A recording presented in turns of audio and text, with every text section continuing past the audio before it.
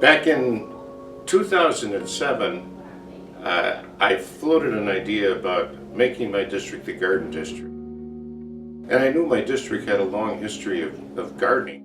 So we formed a committee and got the garden district plan together. The idea from that spread for a green segment of the district. We talked about how far should this be? Should it be 3 blocks? Should it be a half a mile? Eventually we did get Common Council approval to make it the Green Corridor, officially declare it the Green Corridor. And with that designation came absolutely no money. So it was a matter of, we've got a title, we were officially on record as the Green Corridor. What are we going to do from here?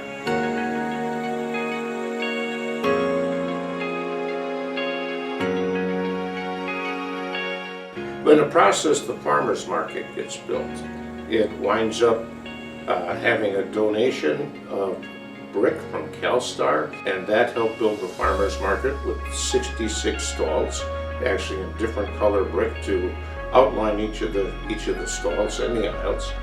Brian Simon designed a system where all the water that fell on the farmers market would roll to the east and go through the permeable pavement and enter holding tanks.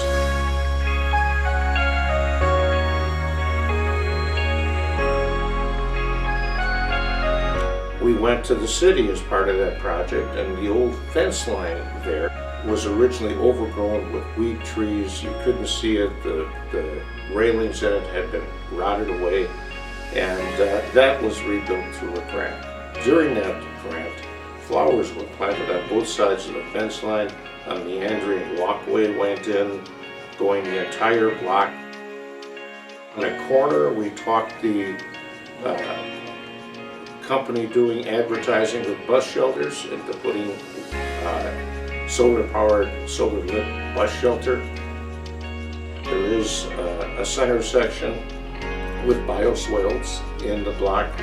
We have bioswales along Grange Avenue from Howell over to 27th Street, and those were put in recently as well. We have more bioswales in the Garden District than any other place in the city right now. This past winter, we completed a parking lot across the street, and this also was made out of, this time, brick pavers, so the water passes, any rainwater passes through the parking lot. It goes through a layer of stones and flows to the south, rolls downhill, again into holding tanks. And either side of the parking lot are fruit and nut trees, and the water collected in this system will be used to water those trees. South of our parking lot is hoop houses, 5 hoop houses originally built by Growing Power that are now part of the energy exchange. And they are growing fruits and vegetables there and trying to figure out how they can extend the growing season. We have 2 creeks going through the area. One is Wilson Creek and the other one is Holmes Creek. Both of them are old technology. Both of them have concrete liners, which the Metropolitan Sewage District wants to remove. If there's no trees or vegetation, it causes the water to move downstream faster and then flood downstream. The Huller Park is pretty much the start of Holmes Creek, and the 13,000 rain garden plants there are assisting in slowing up the water, drinking water of course, and purifying water before it gets into our streams. We put up a solar flower in the Garden District, and that was back in the first block I mentioned.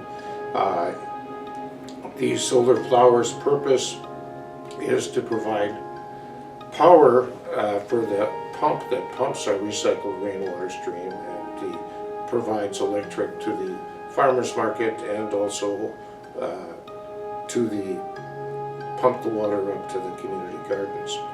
South of it, the Green Corridor has stretched another 3 blocks. The UW extension, and past that there's an Indian wellness garden.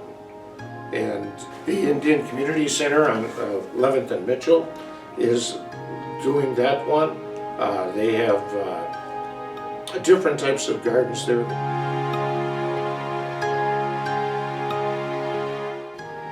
Along the Green Quarter, we've got business involvement. General Mills has a plant on 6th and Armand. They put in brick pavers into those spots in there, parking lot collecting water. But Starbucks took it a step forward inside. You now, when you're done with your meal and you take your tray back, you recycle. Plastics go in one bin, paper and waste in another.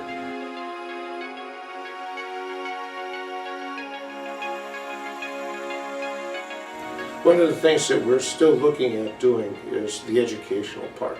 And this, we're hoping to get some funding to put in signs when we've done things to tell people what they're looking at. The Green Quarter, of course, is supposed to be a living laboratory for sustainability. So are we done with it? No. Even if the place was totally built out, we would be still doing more. It's gone from a piece of paper to reality, and I'm very proud of all the people that have been involved in making this the Green Quarter.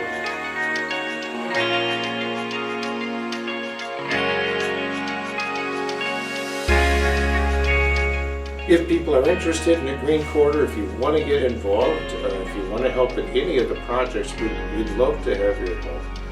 Feel free to contact and we can get you to the right spot. If you're interested in more information, check out my website, which is milwaukee.gov, District 13.